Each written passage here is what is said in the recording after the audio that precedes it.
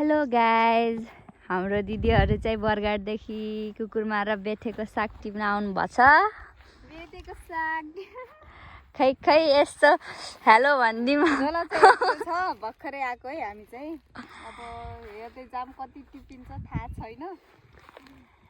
सुजा दिदीले चाहिँ धेरै टिपिसकेको अवस्था छ। सुजा दिदी हाय गाइज, कैसा ये मेरा बेथे और ये मेरी दीदी मन। अब आपकन हामी चाहिँ उहाँलाई चिनेन मैले। खै यता हेर्नुहोस् त, हम चाहिँ सुहाना नेपाल है।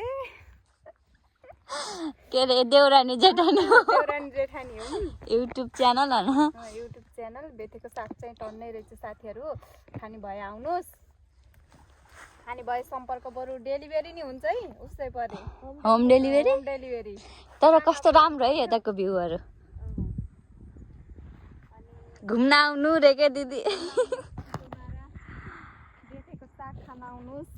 सुहाना दिदीले पकाएर ट्याक्क राखिदिनुहुन्छ है। ट्याक्क पकाएर राख्छु। हजुरहरू आउनु होला साथीहरू खानलाई। अनि उहाँ म चाहिँ गफ मात्रै गर्ने, उहाँले चाहिँ धेरै टिप्नु भयो अहिलेको। मैले टिपेको है यो चाहिँ एकदम धेरै।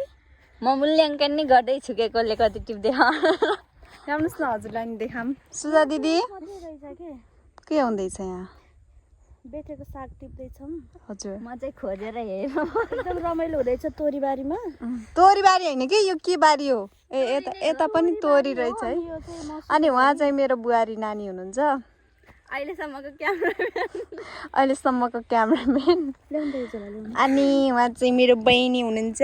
मेरो बहिनी सुन्ची हुनुहुन्छ। I'm good. डल्ली डल्ली डल्ली पुरा डेकैमा नबस रौडौली म टिपिहाल्छु नि। नाच नि त। के अरे डल्ली नाच्दै भन्ने एउटा गीत थियो नि दिदी। नाच नाच नाच डल्ली हो गाई।